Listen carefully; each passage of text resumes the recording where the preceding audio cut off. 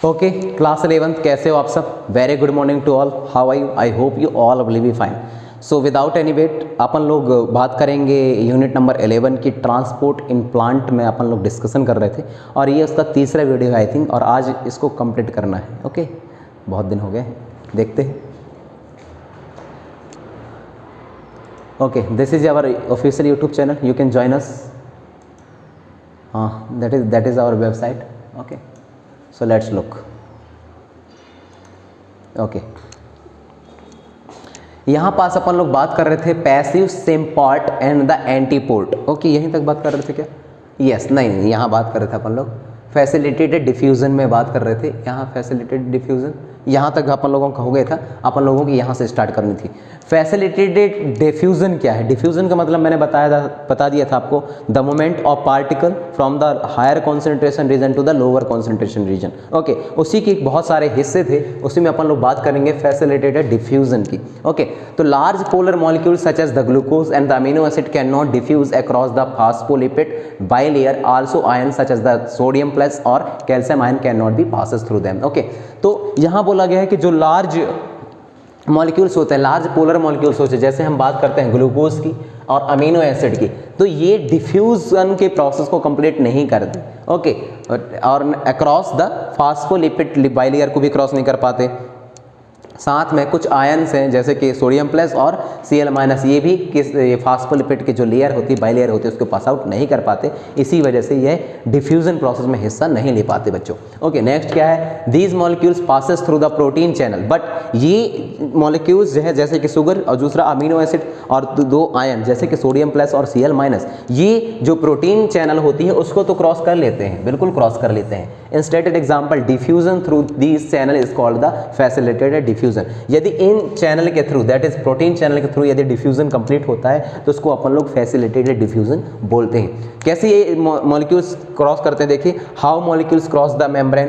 Okay, facilitated diffusion में देखिए, molecules is too large और charge to diffuse on its on can diffuse, these are specific antiport protein channel. Okay, antiport protein channel को ये diffuse कर लेते हैं। Okay, आगे बात करते हैं अपन लोग।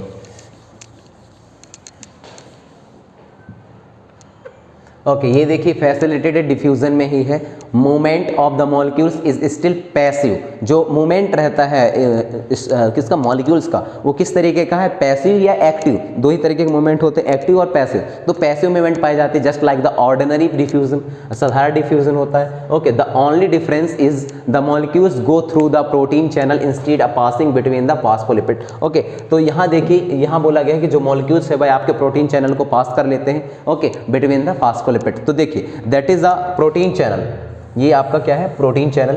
प्रोटीन चैनल में आपका सेल मेम्ब्रेन।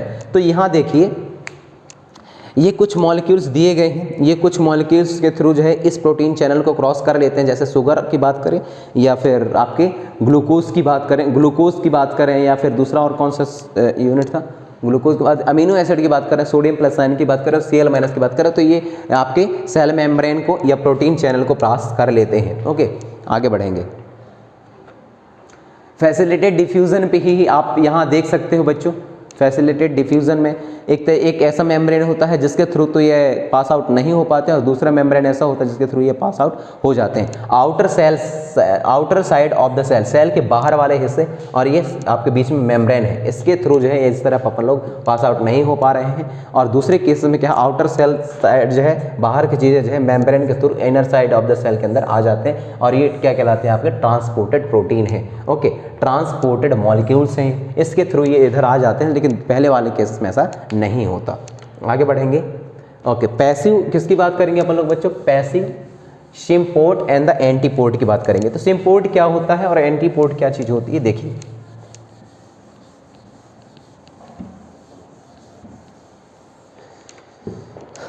ओके, सम कैरियर और transport protein allow diffusion only if two type of the molecules move together. Okay, तो यहाँ बोला गया है कि जो ट्रांसपोर्ट है प्रोटीनों का एक जगह से दूसरी जगह तक आना, दैट मीन्स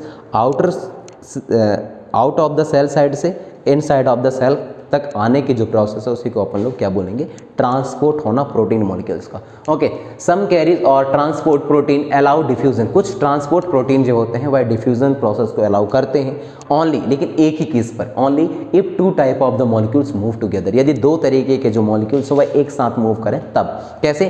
वो होते हैं आपके सेम पोर्ट। सेम पोर्ट में क्या मतलब होता है, when both molecules cross the membrane in the same direction, एक ही डायरेक्शन पे दोनों मॉलिक्यूल्स यदि क्रॉस हो रहे हैं, दैट मीन्स ये एक मेम्ब्रेन है, इसमें से यदि दो मॉलिक्यूल्स एक ही डायरेक्शन पे मूव हो रहे हैं, इस केस को हम लोग बोलते हैं सेम पोर्ट। और एंटी पोर्ट का मतलब होता है कि इसमें क्या लगेगा, when both molecules cross the membrane opposite direction, एक मॉलिक्यूल जो है इस डायरेक्शन पे क्रॉस कर रहा है तो दूसरे मॉलिक्यूल्स इस डायरेक्शन पे क्रॉस कर रहा है, जबकि जो सेम पोर्ट होता है उसमें सारे के सारे मॉलिक्यूल्स जो है एक ही डायरेक्शन पे मूव करते हैं। और दूसरा क्या है, एंटी पोर्ट में क्या करते हैं, सारे के सारे या तो आधे एक डायरेक्शन पे मूव करेंगे और आधे अपोजिट डायरेक्शन पे मूव करते हैं।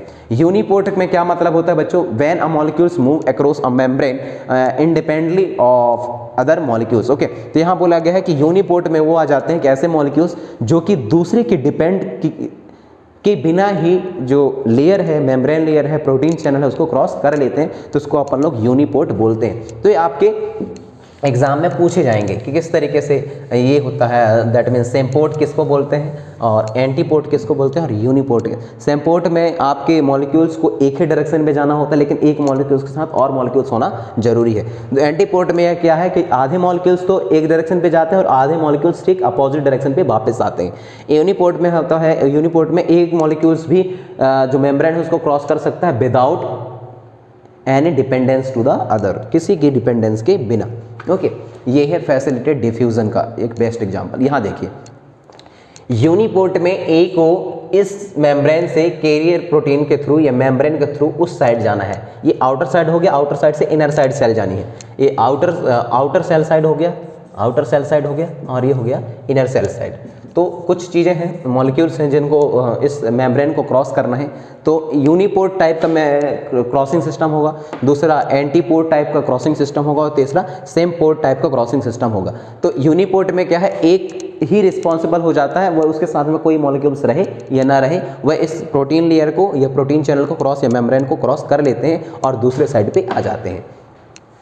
एंटीपोर्ट में क्या है, यदि एक का डायरेक्शन इधर है, एक इधर इसको क्रॉस करके इधर जा रहा है, तो बी वाले को इसके ठीक अपोजिट डायरेक्शन पे आना होगा, और इस तरीके के जो मूवमेंट होती है मॉलिक्यूल्स की उसको अपन लोग एंटीपोर्ट बोलते हैं। सेम पोर्ट में क्या है बच्चों, ए और बी दोनों एक ही डायरेक्शन पे जा रहे होते हैं और इसमें डबल मॉलिक्यूल्स की जरूरत पड़ती है, मतलब एक तो जाएगा नहीं, दूसरे मॉलिक्यूल्स के साथ साथ जाता है। ओके, आगे बढ़ेंगे।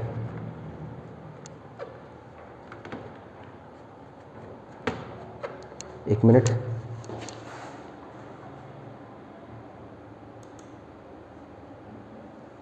ओके, एक्टिव ट्रांसपोर्ट की बात करते हैं। एक्टिव ट्रांसपोर्ट क्या होते हैं?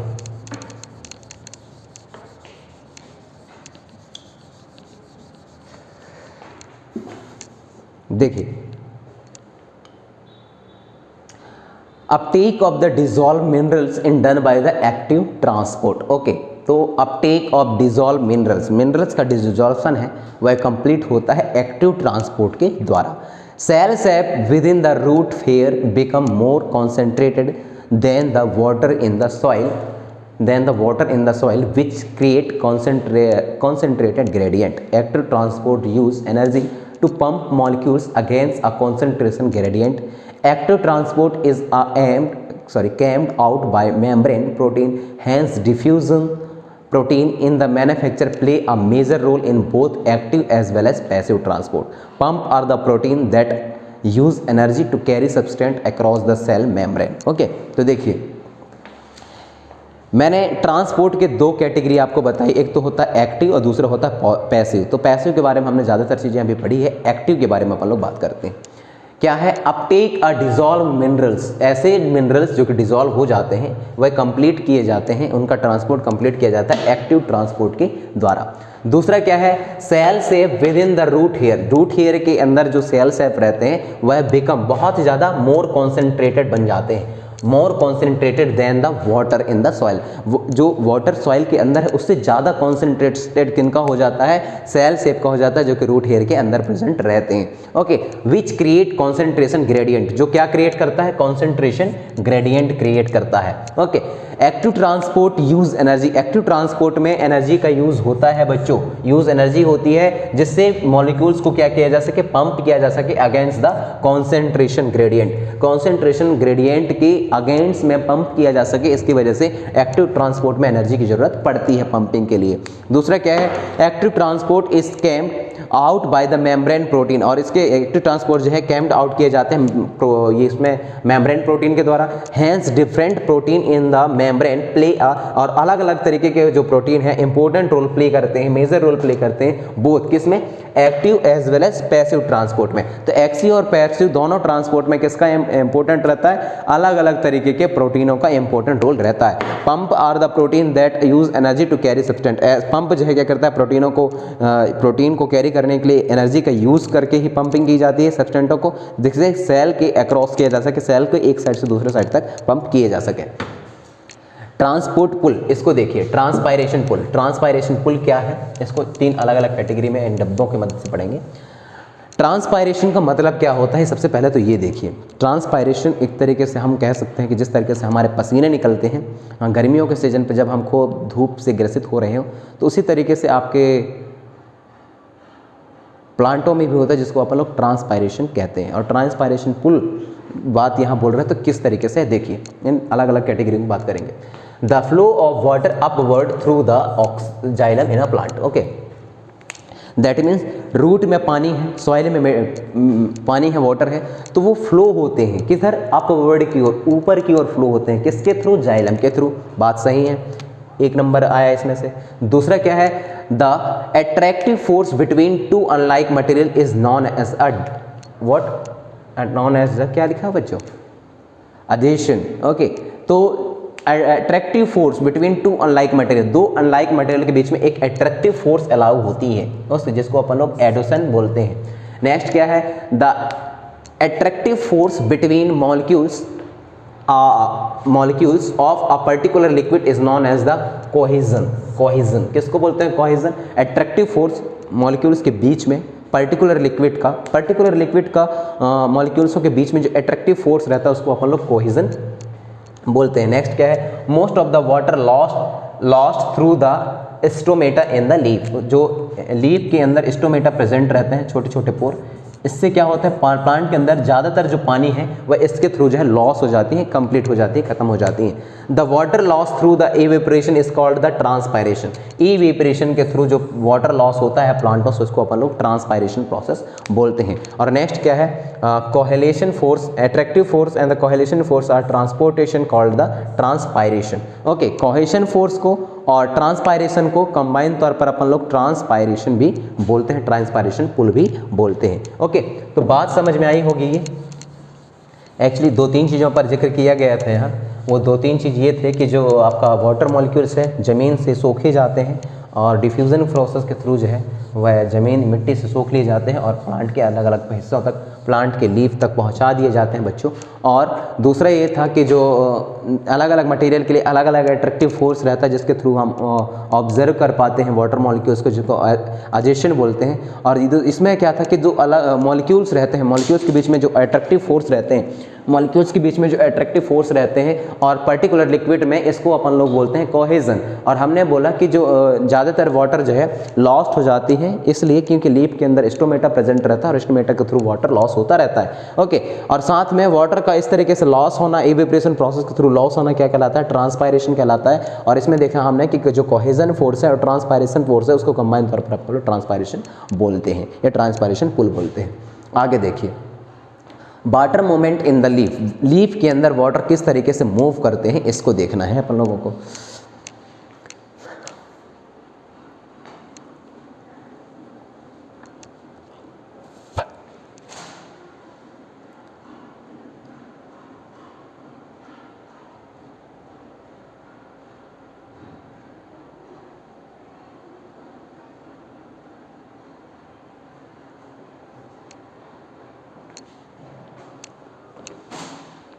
ओके, यहाँ आप लोग देख सकते हो लीफ का स्ट्रक्चर है, लीफ के अंदर का स्ट्रक्चर है बच्चों, जिसमें ये वाले जो स्ट्रक्चर रहती हैं, इस तरीके से स्ट्रक्चर रहते हैं, उसको अपन लोग पैलिसेड बोलते हैं। और ये नीचे वाले जो ये हिस्से हैं इनको अपन लोग गार्ड सेल बोलते हैं। और बीच बीच में जो पोर लाइक स्ट्रक्चर, इसको अपन लोग स्टोमेटल पोर्ट बोलते हैं। और इस प्रोसेस के थ्रू जो है डिफ्यूज़न होते इनटू द सराउंडिंग एयर के साथ में। ये वाला हिस्सा आपका फ्लोएम का और ये वाला हिस्सा जाइलम का है। तो जाइलम जो है किसको, वाटर मॉलिक्यूल्स को कैरी करता है, दैट मीन्स इसमें ज़्यादातर वाटर मॉलिक्यूल्स हैं। धीरे धीरे ये पूरे लीफ में फैल जाते हैं पानी। अब यहाँ से लीफ में फैलने के बाद आधे तरफ पानी जो है किसके द्वारा, स्टोमेटा के द्वारा बाहर कर दिए जाते हैं ट्रांसपायरेशन प्रोसेस के थ्रू। धूप तिपता है, धूप का खूब तपिश होती है, इसकी वजह से जो वाटर मॉलिक्यूल्स पानी प्लांट के अंदर ऑब्जर्व है वह धीरे धीरे सन के रेसेस हाई टेम्परेचर की वजह से वह सोखते जाते हैं। तो इसके थ्रू जो वाटर लॉस हो जाता है। और दूसरा क्या है, डिफ्यूज़न प्रोसेस के थ्रू भी वाटर लॉस हो जाता है, क्योंकि बाहर जो है वाटर का कॉन्सेंट्रेशन लो है और आपके प्लांट के लीफ के अंदर कॉन्सेंट्रेशन हाई है। तो जो डिफ्यूज़न प्रोसेस होता है हायर कॉन्सेंट्रेशन रीजन से लोअर कॉन्सेंट्रेशन रीजन की ओर मूव हो जाते हैं। तो इस तरीके से वाटर मूवमेंट होता है किसके अंदर, लीफ के अंदर। ओके, आगे बढ़ेंगे। ओके, ये और अच्छे से देख सकते हो मेसोफिल होते हैं, ये मेसोफिल बोलते हैं, मेसोफिल सेल। जाइलम बेसल्स है, एयर स्पेस है, एयर स्पेस भी रहते हैं आपके प्लांट वाटर इसके लीफ के अंदर। ओके, वाटर मॉलिक्यूल्स हैं, गार्ड सेल है, स्टोमा है। स्टोमा का मतलब होता है छोटे जो पोर रहता है लीफ के अंदर, उसी को बोलते हैं। तो ये इस छोटे से लीफ का स्ट्रक्चर है, इसको जूम करके दिखाया गया है। जूम करने के बाद जो वाटर मॉलिक्यूल्स का जो वे है, ट्रांसपोर्टिंग वे है, रूट है, वो इस तरीके से है। ये ऐसे निकल जाते हैं एयर स्पेस के थ्रू और कुछ इस तरीके से बेसिस पर निकल जाते हैं। आगे बढ़ेंगे। ट्रांसलोकेशन, ट्रांसलोकेशन का मतलब क्या है, ये कुछ ही टॉपिक बचे हुए हैं, बाकी ये चैप्टर भी आपका ऑलमोस्ट कंप्लीट ही है। The bulk movement of substance through the conducting or vascular tissue of plant is called the translocation. Translocation का मतलब होता है जो बल्क मूवमेंट है, जो मॉलिक्यूल्स का मूवमेंट है, वाटर मॉलिक्यूल्स का बल्क का मूवमेंट है सब्सटेंस का, through the conducting of vascular tissue. Vascular tissue में अपन लोग दो चीज़ों को शामिल करते हैं बच्चों, दैट इज जाइलम और दूसरा होता है आपका फ्लोएम। तो जाइलम और फ्लोएम के द्वारा इन मॉलिक्यूल्सों का लॉस होना ट्रांसलोकेशन कहलाता है। Okay, the higher plant have highly specialized vascular tissue. जो हाइगर प्लांट रहते हैं, हाई स्पेशलाइज्ड प्लांट रहते हैं, उसमें मॉडिफाई या स्पेशलाइज्ड वैस्कुलर टिश्यू रहते हैं, जिसको अपन लोग जाइलम और फ्लोएम बोलते हैं। Xylem is associated with the translocation of the many water minerals, salt, some organic material and hormones. Okay, तो जो आपका जाइलम है वह ट्रांसलोकेट करता है वाटर मॉलिक्यूल्स को, मिनरल सॉल्ट को, ऑर्गेनिक नाइट्रोजन को और हार्मोन्स को एक जगह से दूसरी जगह तक। Okay, from the root to the aerial part of the plant, root से aerial part of the plant तक। ओके, उसको अपन लोग बोलते हैं ट्रांसलोकेशन। दूसरा क्या है, जो फ्लोएम है वह ट्रांसलोकेट करते हैं वैरायटी ऑफ ऑर्गेनिक और इनऑर्गेनिक सब्सटेंस को। ओके, ऑर्गेनिक और इनऑर्गेनिक सब्सटेंस को किससे, लीफ से बॉडी के अलग अलग हिस्से तक। ओके, तो ट्रांसलोकेशन का मतलब होता है शिफ्ट करना, मॉलिक्यूल्सों को शिफ्ट करना पर्टिकुलर एरिया पे, पर्टिकुलर बॉडी पार्ट पे। ओके, आगे बढ़ते हैं। Diagrammatic presentation of the mechanism of the translocation. Translocation का मैकेनिज्म एक्चुअली होता कैसा है, इसी को देखते हैं। एक छोटा सा डायग्राम है, इसको अपन लोग बोलते हैं डायग्रामेटिक प्रेजेंटेशन। ओके, रूट के द्वारा ये मिनरल्स और वो सोखे गए मिनरल्स, एक का जो डायरेक्शन है वह हमेशा ऊपर से नीचे से ऊपर की ओर होता है, जिसको अपन लोग वाटर मॉलिक्यूल्स बोलते हैं, और ये बॉडी के अलग अलग हिस्से तक पहुंचे रहते हैं। और दूसरा एक हिस्सा, सपोज यहाँ मान लीजिए कि जो रेड कलर है वह रेड कलर आपका प्रेजेंट कर रहा है जाइलम या वाटर मॉलिक्यूल्स को। ओके, तो जो आपका दूसरा येलो कलर है वह आपके फूड मटेरियल को शो कर रहा होगा, और जैसे लीफ में खाना बनता है बॉडी के अलग अलग हिस्से तक दोबारा पहुँचा दिए जाते हैं बच्चों।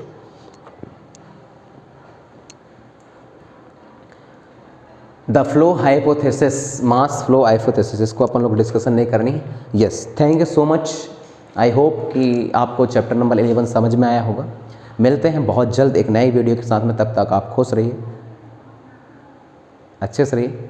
Thank you so much guys, thank you.